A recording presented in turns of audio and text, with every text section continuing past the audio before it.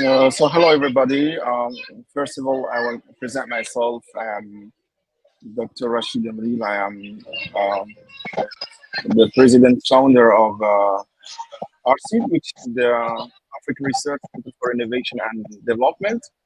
So I'm very delighted to be here today and to participate in this second day at the summit, which is one of the very interesting summits all over the world, and especially in Africa, in order to promote innovation, to promote technology, to promote, all the connectivity between entrepreneurs. Thank you. Thank you, Dr. Umi. Can you hear me? Yeah, yes, I know. Yes, I can. I can. Thank you. Nice to meet you. I'm good. I'm good. Hello, welcome again. I am happy to have this conversation actually with you. I was pretty much just excited to go about this, and hopefully those who are listening will somehow even learn something from it. Hopefully, nice meeting you. For those who are listening, already I'm Marino Baba. I'm an early stage investor based in also in Africa. I especially invest in early stage startup. There is a reason behind. There is a mission, a commitment, and engagement.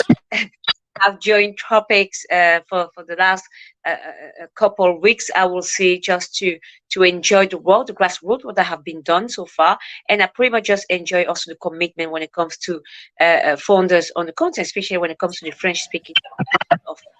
So I am excited to guide this conversation and see how we can highlight a few solutions, right? As we are talking about, about the African startup scene, why the digital innovation is going to be key, but also at the same time how to build the ecosystem as we move on. So, Dr. Rachid, you were introducing yourself. Do you want to add anything before I start firing you with questions?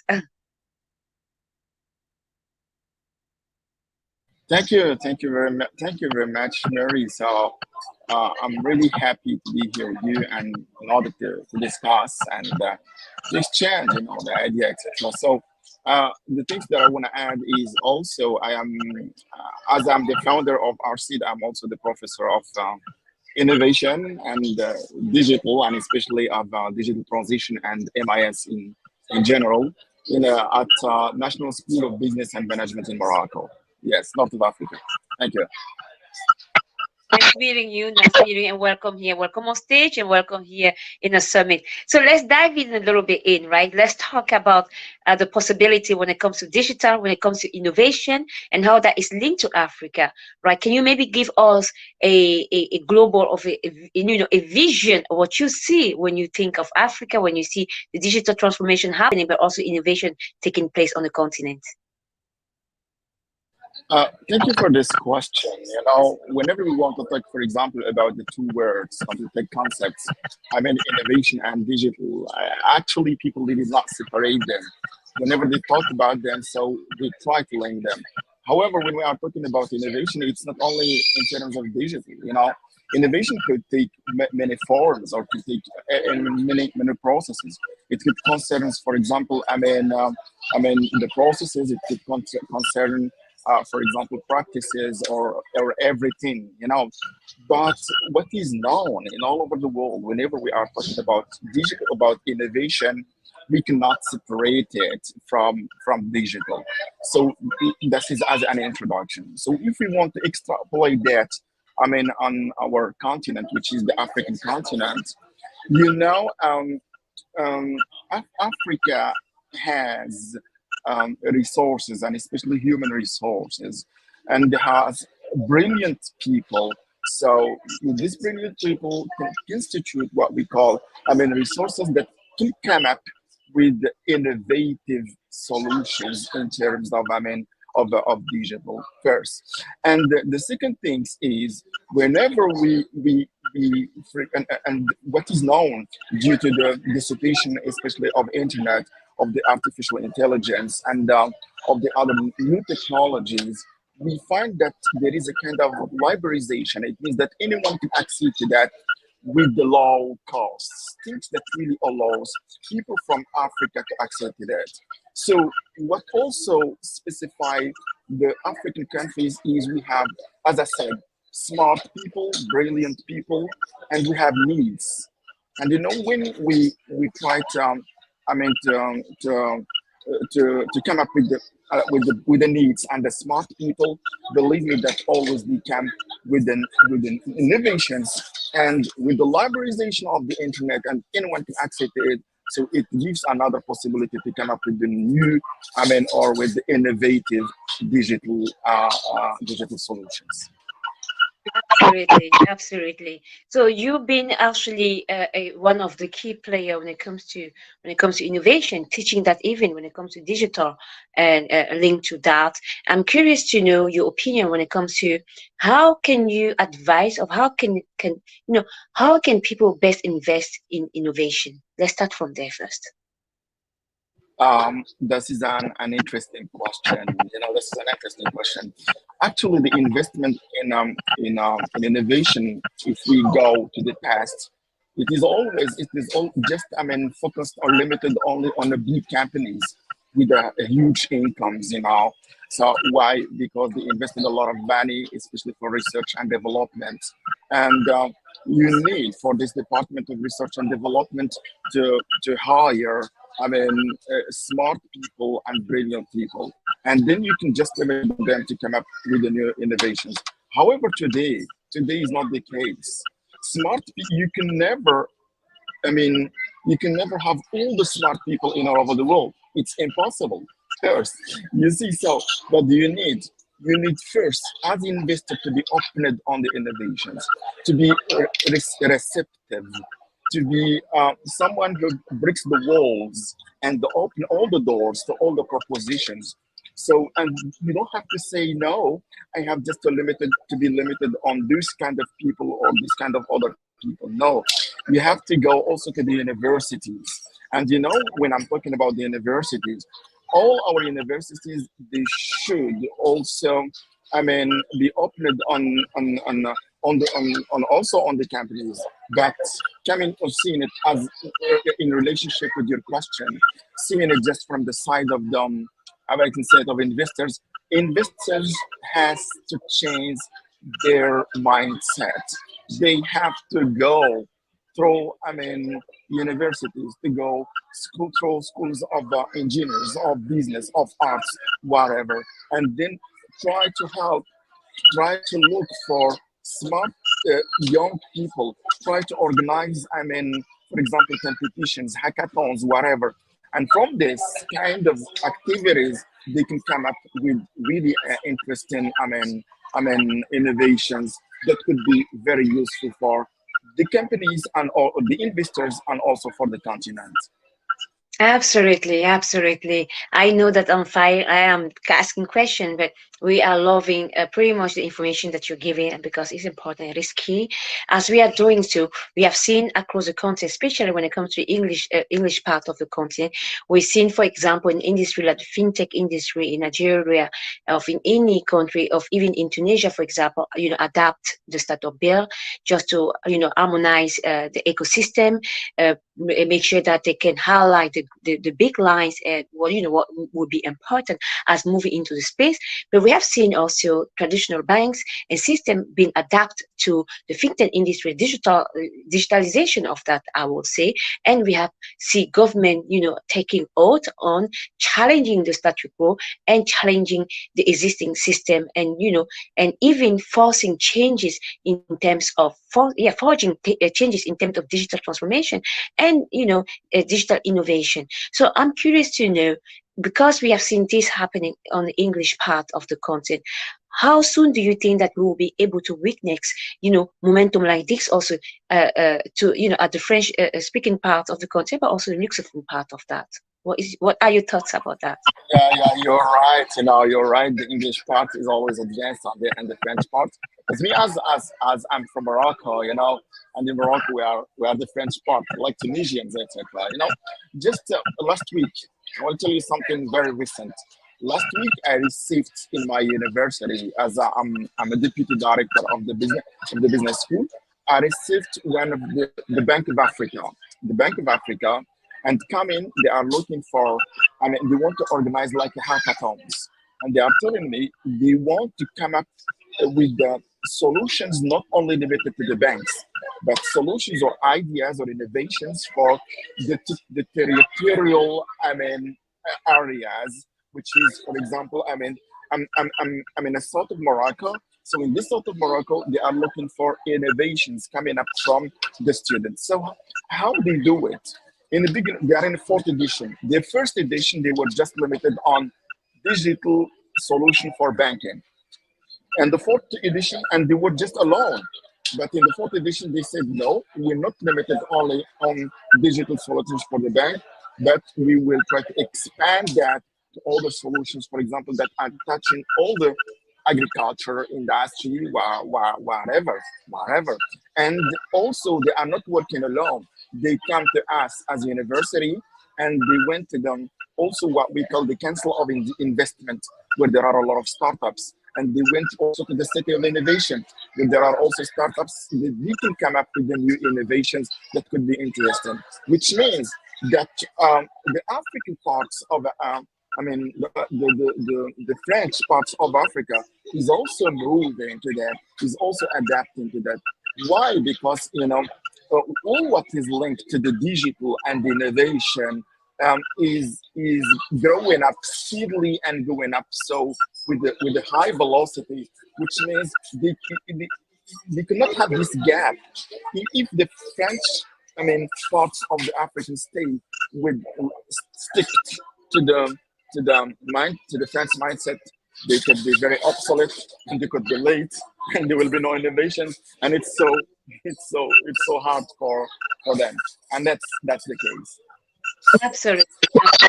And I think that also even with the launch of the PAPS payment that will launch beginning of this year, right, to integrate and harmonize anything that is payment related in from different regions, I'm hoping that that is also going to challenge and even forge more changes as we move into the space. I'm so happy that you brought out the ecosystem, because that's the second part where we all want to know how to build one, right? Especially when it comes to the French speaking part of the country, even the Luxembourg part of the country. In the English part of that, they have built it, they continue to build it, they are upgrading that, day in, day out, adapting that to the policy and changes that they see and surround themselves with. And the same changes that we see there and the ecosystem as how it was built there, we of course we hoped to also see something similar to that with when it comes to the French of Luxembourg speaking part of that. Now, when it comes to ecosystem, usually I love to highlight what I'm talking about in terms of key players, right?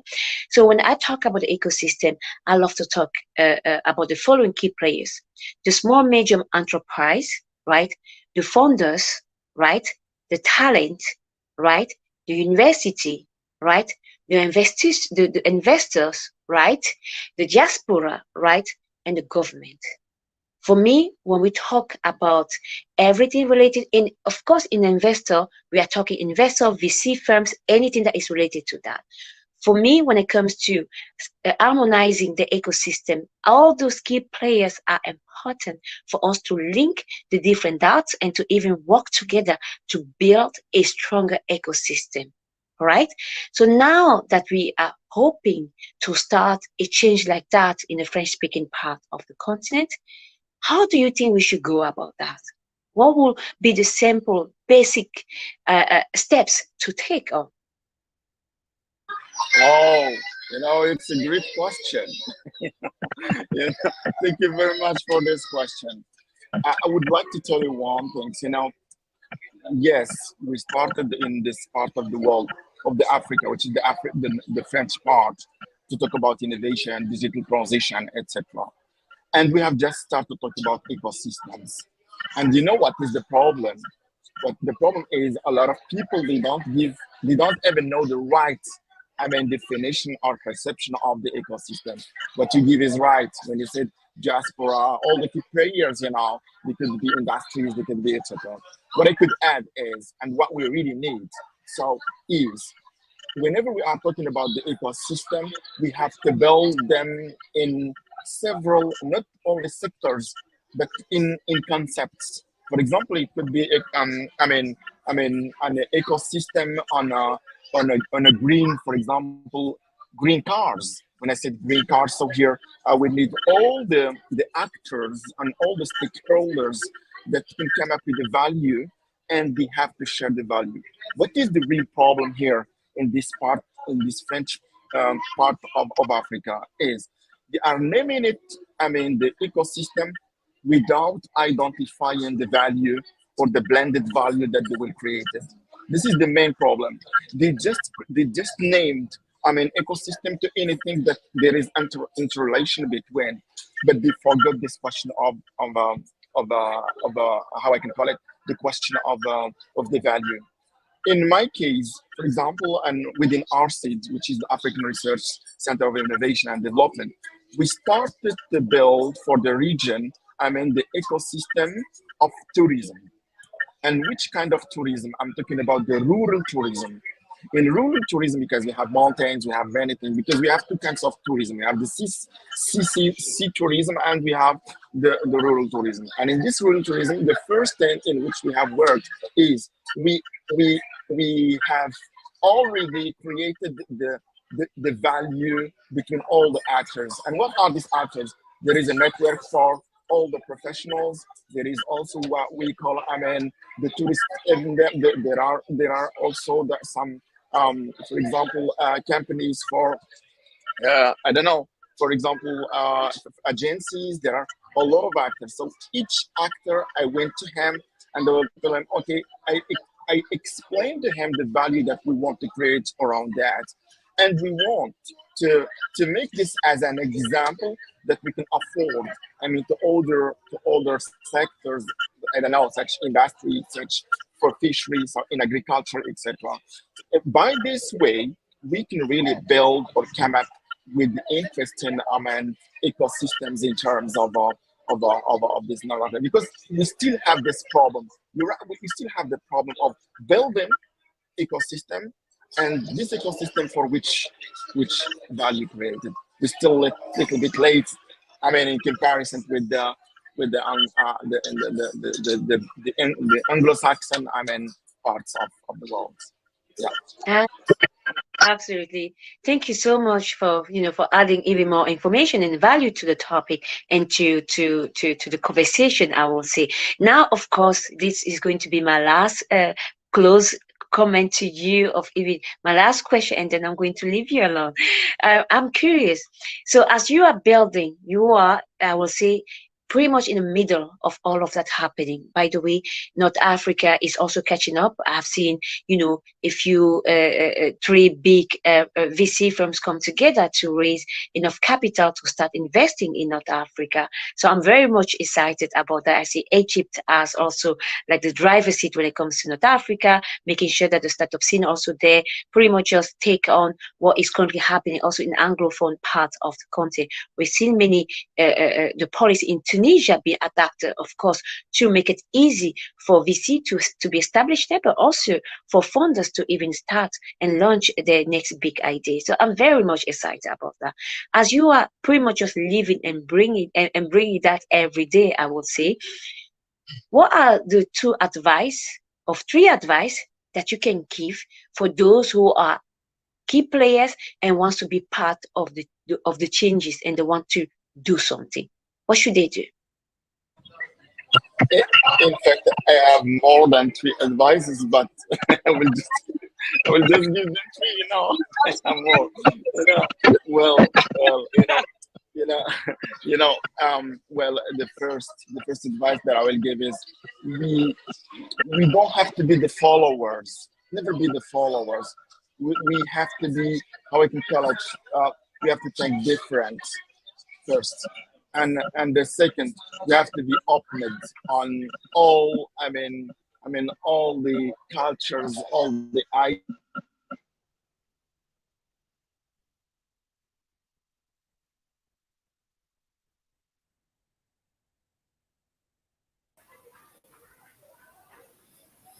Hello Marie-Noël, I think l'image de Rachid est figée, problème de connexion. So I think you just wrap up. Absolutely, absolutely. Thank you so much, Venetia. Anyway, Rashid, it was very nice having you, and even having talking to talk about this topic. I'm hoping for those who are listening to us, how important it is to start building the ecosystem, especially when it comes to the French-speaking part of that, and even when it comes to the Caribbean. Again, how align yourself with those who are building and who are doing the work, and make sure that you have the right people guiding you in terms of creating those clusters. And I can even wait to see what more we can do when it comes to the ecosystem, right? And hopefully the conversation today with Dr. Oumlil Rachid, we have managed to add value to your conversation, to also what you were, you may have asked questions. So thank you so much again for those who were listening. And I am so sorry we were talking in English, but please reach out to Tropics anytime if you want to even, have a translate version of that at the end of the day. So thank you all of you, and thank you again, Tropics, for having me. Have a great day, guys. Bye-bye.